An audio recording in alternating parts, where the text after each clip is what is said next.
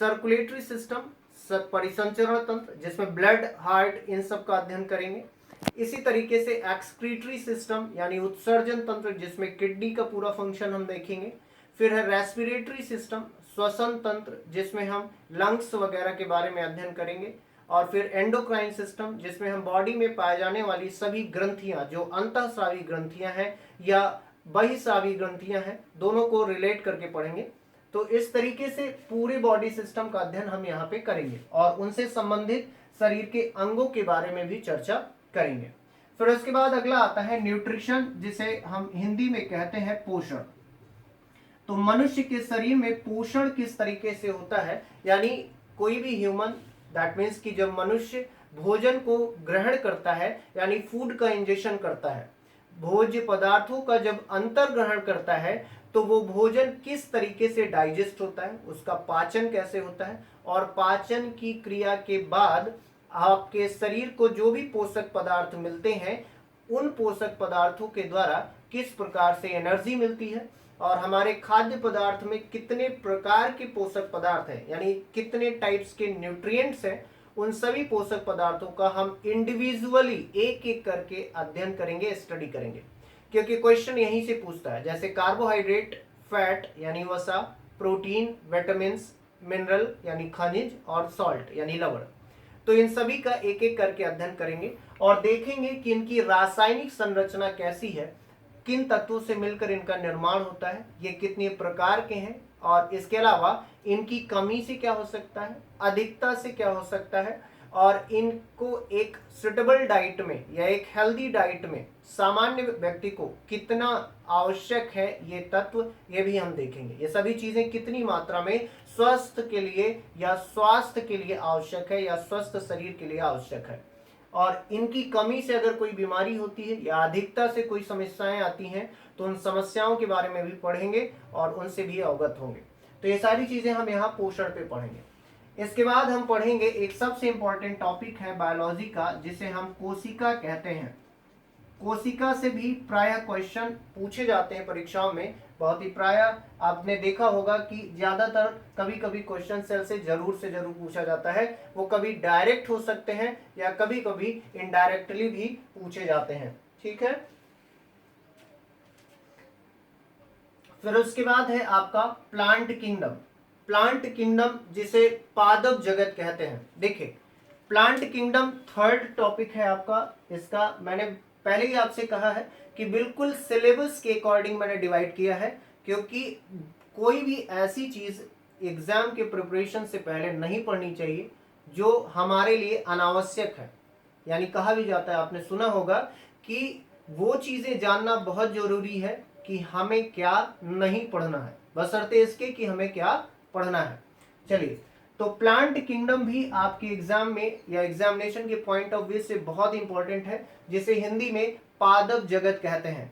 Plant kingdom में हम पूरी तरीके से स्टडी करेंगे या अध्ययन करेंगे प्लांट्स की फिजियोलॉजी के बारे में, यानी दुनिया में जितने भी प्रकार के पेड़ पौधे हैं उनके पूरे स्ट्रक्चर के बारे में पढ़ेंगे, संरचना के बारे में पढ़ेंगे। जैसे उनकी बॉडी के स्ट्रक्चर का मतलब है उनकी शरीर की बनावट या संरचना से मतलब है कि उनके शरीर के भागों के बारे में पढ़ेंगे, जैसे जड़, तना, पत्ती, फूल, फल, बीज, और इनसे संबंधित सभी क्रियाओं के बारे में भी पढ़ेंगे, ठीक है।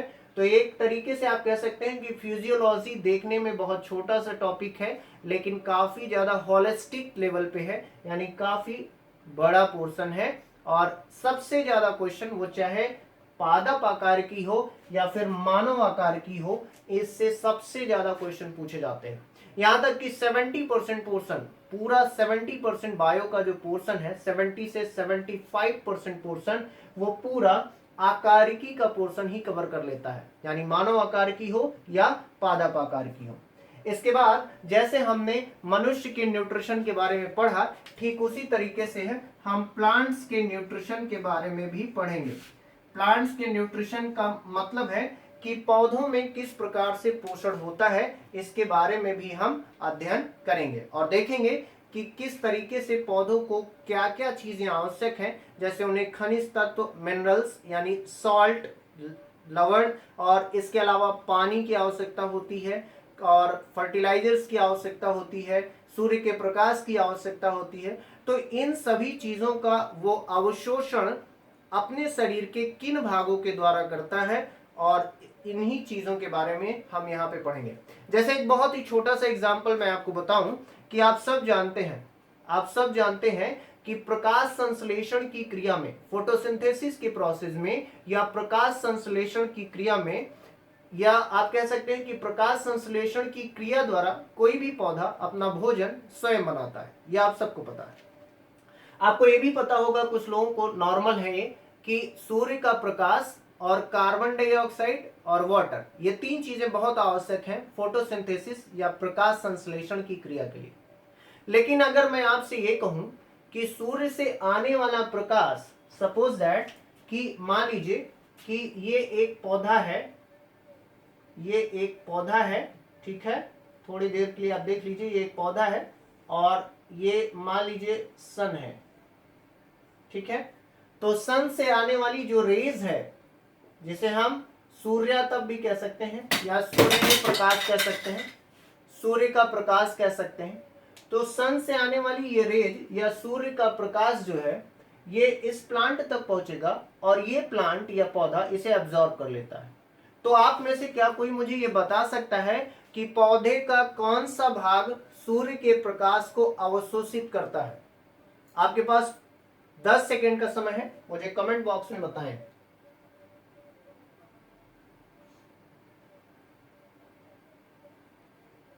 Good evening Vikas ji, good evening, very good evening. Ajay ji also good evening to all of you. Okay, Sushil ji का आंसर आया है लीफ। ऑल राइट, मुझे पता था कि आपको ये हो सकता है पता होगा कि लीफ के द्वारा होता है, लेकिन क्वेश्चन ये पैटर्न पुराना हो चुका है, कंपटीशन का लेवल बहुत ज्यादा है, इसीलिए मैं चीजों को बहुत एक्सप्लेनेटरी फॉर्म में आपको बता रहा हूं। पत्ती में या लीफ में दो सरफेस होते हैं, एक अपर सरफेस और एक लोअर सरफेस, डाउन सरफेस, एक ऊपरी सतह और एक निचली सतह। आप मुझे बताइए कि सूर्य का प्रकाश पत्तियां एब्जॉर्ब करती हैं या पत्तियां अवशोषित करती हैं? सूर्य के प्रकाश का सबसे ज्यादा अवशोषण ऊपरी सतह से होता है या निचली सतह से? जल्दी बताइए। पत्ती की ऊपरी सतह से पत्ती की सबसे ज्यादा सूर्य का प्रकाश अवशोषित होगा या निचली सतह से? 5 सेकेंड है आपके पास,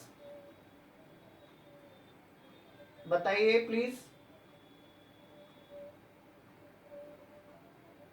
ओके, सुशील जी ने का आंसर आया है नहीं पता सर।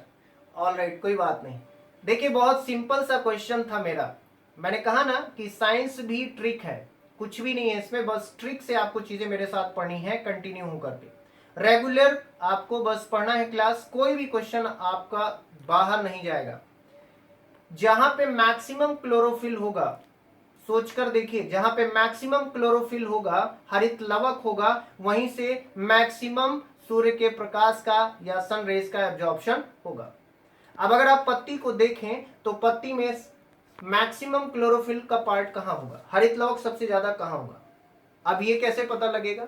तो आप जानते हैं कि प्लांट में जो कलर होता है, सिर्फ ग्रीन कलर ही नहीं होता, आगे आप देखेंगे कि पौधे में जो भी कलर होता है, वो चाहे किसी भी कलर का हो, वो अलग अलग तरीके के क्लोरोफिल के कारण होता है, क्योंकि क्लोरोफिल में भी टाइप्स होते हैं, आगे आप जानेंगे उसको। तो इसका मतलब यह है कि पौधे में यानी उसकी पत्ती में जहां पे ग्रीन कलर या उसका जो कलर जहां पे ज्यादा डार्क होगा, ज्यादा गहरा होगा, वहां पे क्लोरोफिल का अमाउंट क्या होगा? ज्यादा होगा। और अगर आप पत्ती को देखें तो उसका जो ऊपरी सतह होता है, ऊपरी सतह ज्यादा डार्क कलर की होती है। इसका मतलब है वहां पे क्लोरोफिल का अमाउंट क्या है? ज्यादा है। और अगर क्लोरोफिल ज्यादा है तो ऊपरी सतह से सूर्य के प्रकाश का अवशोषण भी क्या होगा? ज्यादा होगा। बहुत ही सिंपल सा था, आपको चीजें पता थी, बस आप सोच नहीं पा रहे थे। इसी तरीके से बहुत सारे क्वेश्चन बनेंगे जो हम यहाँ पे सीखेंगे जब मैं ये टॉपिक स्टार्ट करूंगा, ठीक है।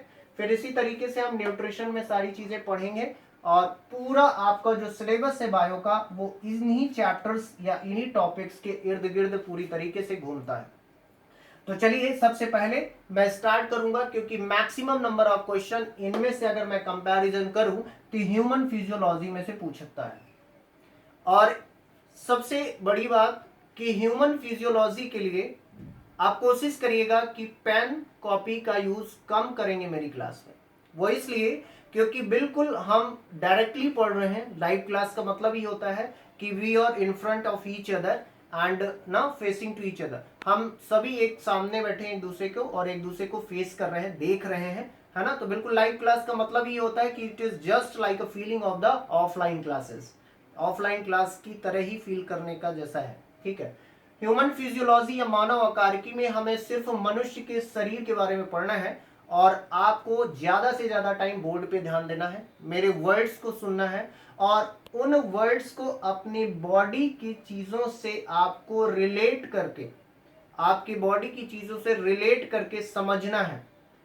क्योंकि आपका शरीर ही, आपका बॉडी ही एक ऐसी चीज है जो एक तरीके की नकल की तरह काम करेगा, जो आप क्लासरूम में ले जा सकते हैं और आपको कोई भी नहीं मना कर सकता है। तो हम अपनी सारी चीजों को अपनी बॉडी से रिलेट करके यहाँ पे पढ़ेंगे। चलिए, so let's start with me human physiology या मानव आकार की।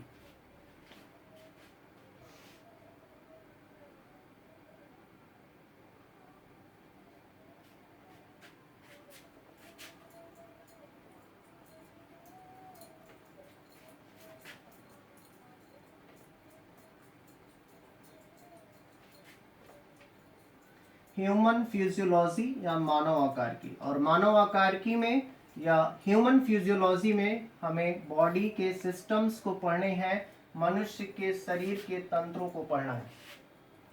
तो सबसे पहले हम लिखेंगे human body system.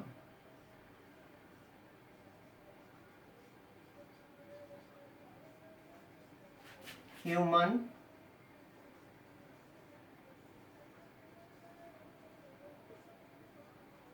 Body system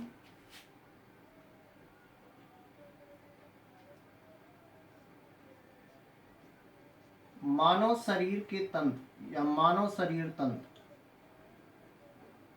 मानव शरीर के तंत्र, ह्यूमन बॉडी सिस्टम। और मैंने आपको बताया कि 8 बॉडी सिस्टम्स होते हैं। कितने होते हैं? 8।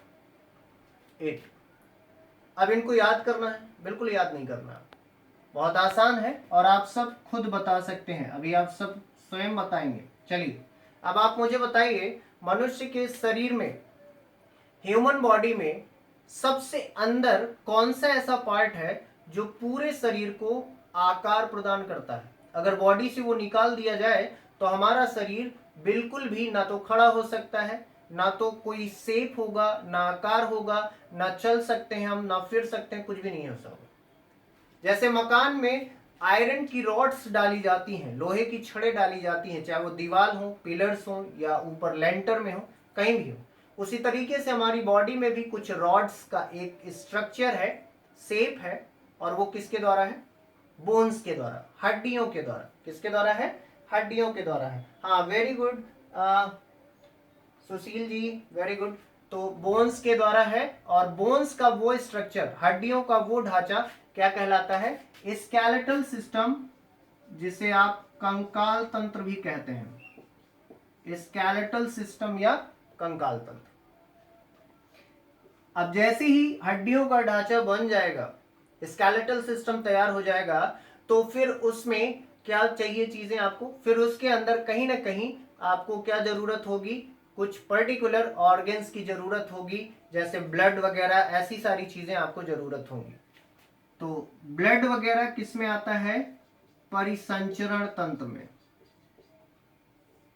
परिसंचरण तंत्र, है ना। अब जब ब्लड, हार्ट और पूरा ढांचा बन जाएगा तो फिर क्या जरूरत होगी? श्वसन की जरूरत पड़ेगी। तो श्वसन के लिए कौन सा तंत्र हो जाएगा? रेस्पिरेशन के लिए फेफड़े वाला, जिसमें लंग्स वगैरह की स्टडी हम करेंगे, श्वसन तंत्र। अब जब बॉडी का ये पूरा स्ट्रक्चर जो बोन्स, ब्लड, हार्ट और लंग्स से बन चुका है, तो फिर अब इसे क्या करना होगा? इसे काम करने के लिए भोजन की आवश्यकता होगी, एनर्जी की आवश्यकता होगी, यानी अगला क्या होगा? फूड वाला पाचन तंत्र यानी डाइजेस्टिव सिस्टम, है ना। अब जब डाइजेशन हो जाएगा तो बॉडी को एनर्जी मिलेगी, और जब बॉडी को एनर्जी मिलेगी तो हमारा शरीर फिर क्या करेगा? सोचना, विचारना, ये सारी क्रियाएं चालू कर देगा, और हमारे बॉडी के पार्ट्स फिर क्या करेंगे? हमारे बॉडी के पार्ट्स भी एक्टिविटी करेंगे। तो ये सारी एक्टिविटी करने के लिए हमें एक बॉडी का सिस्टम है जो रिस्पॉन्सिबल है, हमारे अंदर जिम्मेदार है, जिसे हम क्या कहेंगे? तंत्रिका तंत्र या नर्वस सिस्टम, जिसमें हमारा दिमाग, मस्तिष्क जिसे हम कहते हैं ब्रेन, और पूरे नर्व्स वगैरह ये सब आती हैं, तंत्रिकाएं वगैरह। तो अगला है आपका तंत्रिका तंत्र, नर्वस सिस्टम, है ना। चलिए, अब जैसे ही नर्वस सिस्टम हो गया तो फिर जब हमने सारी चीजें खाई पी, श्वसन भी कर रहे हैं, और खाने के बाद जो न्यूट्रिएंट्स मिल रहे हैं, पोषक पदार्थ मिल रहे हैं, वो ब्लड के माध्यम से पूरे शरीर में परिसंचरित भी हो रहे हैं, सर्कुलेट भी हो रहे हैं, है ना। और हमारा शरीर एक्टिविटी भी कर रहा है, क्रियाएं भी कर रहा है। तो जाहिर सी बात है, शरीर में जैसे ही क्रियाएं होंगी और जैसे ही पाचन संपन्न होगा तो कुछ ना कुछ वेस्टेज मटेरियल भी जनरेट होंगे, यानी ऐसे पदार्थ जो हमारे शरीर के अंदर बन तो चुके हैं लेकिन शरीर के लिए हानिकारक हैं, और उनका परित्याग करना बहुत ही जरूरी है, डेफिकेट करना बहुत ही जरूरी है। तो ऐसे पदार्थों को शरीर से बाहर निकालने के लिए एक बॉडी में तंत्र है जिसे हम कहते हैं उत्सर्जन तंत्र या एक्सक्रीटरी सिस्टम। इसमें हम किडनी या वृक्क वगैरह के बारे में पढ़ेंगे, उत्सर्जन तंत्र, ठीक। इसके बाद फिर आता है एक हमारे शरीर का तंत्र और, जिसे हम कहते हैं अंतःस्रावी तंत्र। मैंने आपको बताया था इसमें हम अंतःस्रावी ग्रंथियों के बारे में पढ़ेंगे। अंतःस्रावी तंत्र, एंडोक्राइन सिस्टम। मनुष्य में जब ये सारी क्रियाएं होने लगती हैं तो फिर मनुष्य हो या कोई जानवर हो, उसमें अपने जैसा दूसरा उत्पन्न करने की क्षमता भी पाई जाती है, जिसे कहते हैं जनन क्षमता, रिप्रोडक्शन की पावर। तो ये पावर मनुष्य में किस कारण से है? रिप्रोडक्टिव सिस्टम के कारण है या प्रजनन तंत्र के कारण है। तो बॉडी का अगला सिस्टम हो जाएगा प्रजनन तंत्र, या इसे कहीं कहीं जनन तंत्र भी लिखते हैं, so don't be confuse about to that. प्रजनन तंत्र कहे या जनन तंत्र कहे, बात एक ही है। अब आप काउंट कर सकते हैं, how many body systems there are? There is how many body systems? 1 2 3 4 5 6 7 8।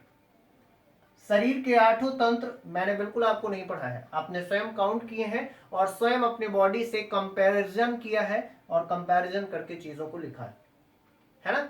चलिए, अब उसके बाद सबसे पहला बॉडी सिस्टम है आपका कंकाल तंत्र, जो बहुत ही इंपॉर्टेंट है, बहुत ही लेंदी टॉपिक नहीं है, और क्वेश्चंस भी इससे छोटे छोटे पूछे जाते हैं। बेसिक चीजें आपको पता होंगी इसके बारे में, है ना, स्केलेटल सिस्टम के बारे में।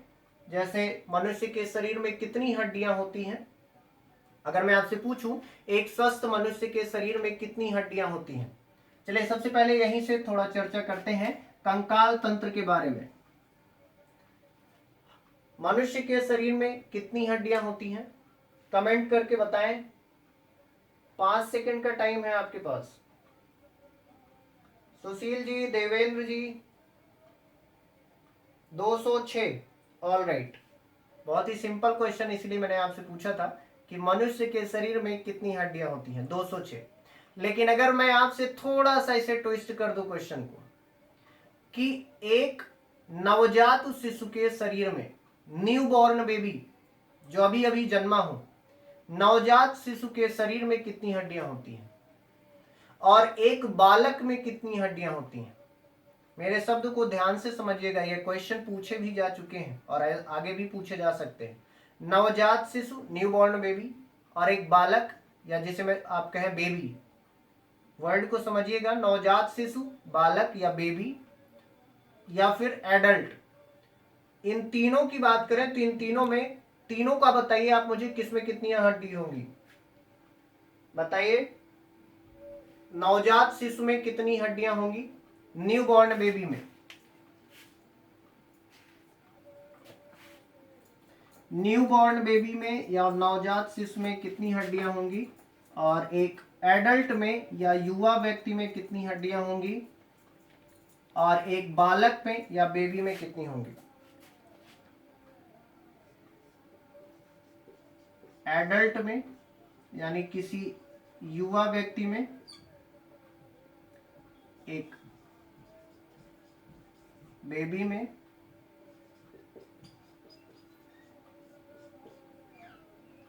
या सॉरी यहाँ पे इसको चाइल्ड कर लीजिए, not baby, that is appropriate word for this, child या बालक। और उसके बाद फिर न्यूबॉर्न बेबी, न्यूबॉर्न बेबी जिसे आप कह सकते हैं नवजात शिशु, नवजात शिशु दैट मीन्स कि अभी अभी जिसका हाल ही में जन्म हुआ हो, दैट मीन्स कि लेस देन 1 ईयर, 1 साल से कम उम्र का बच्चा।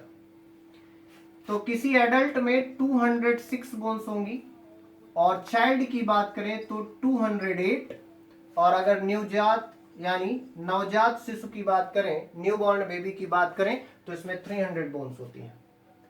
अब क्वेश्चन ये है कि रीजन क्या है, सर ये बोन्स गई कहाँ? बच्चा हुआ तो उसमें 300 हड्डियां थी, फिर थोड़ा उम्र बढ़ी उसकी 8 से 10 साल, 12 साल में तो 208 हो गई, और 10 साल से ऊपर हुआ तो उसकी हड्डियां कितनी बची? 206 बची। और ये क्वेश्चन आपसे एग्जाम में पूछ सकता है, तो इसके लिए जरूरी है, अभी तो क्वेश्चन मैंने आपसे पूछा है तो आपको आंसर दे देता हूं। याद रखिएगा कि ये हड्डियां जैसे जैसे उम्र बढ़ती है तो उम्र बढ़ने के साथ साथ मनुष्य के शरीर की कुछ भागों की हड्डियां जो बहुत ही मुलायम होती हैं, वो छोटी छोटी हड्डियां यानी स्मॉल बोन्स आपस में फ्यूज्ड हो जाती हैं, यानी वो छोटी छोटी हड्डियां आपस में जुड़ जाती हैं और जुड़ करके एक सिंगल बोन में चेंज हो जाती हैं, एक सिंगल हड्डी में परिवर्तित हो जाती हैं और अंततः घट करके कितनी बचती हैं? 206। अब क्वेश्चन ये भी बनता है कि सर मनुष्य के शरीर के कौन से भाग की हड्डियां फ्यूज होती हैं या जुड़ती हैं? तो मनुष्य के शरीर में जो आपका बैकबोन है, वर्टिब्रे कॉलम, जो आपके नेक से, यहां गर्दन से पीछे के साइड स्टार्ट होता है, आपको पता होगा, तो आपकी खोपड़ी से ठीक नीचे यानी गर्दन से स्टार्ट होकर के जहां पे किसी भी जीव में टेल का विकास होता है, जैसे बंदर में पूंछ का विकास होता है, तो वहां पे जाकर के एंड होती है, जिसे वर्टिब्रल कॉलम कहते हैं या कशेरुक दंड कहते हैं। कशेरुक दंड में ही वो छोटी छोटी हड्डियां होती हैं जो उम्र बढ़ने के साथ साथ आपस में जुड़ जाती हैं और जुड़ करके एक बड़ी हड्डी का रूप ले लेती हैं।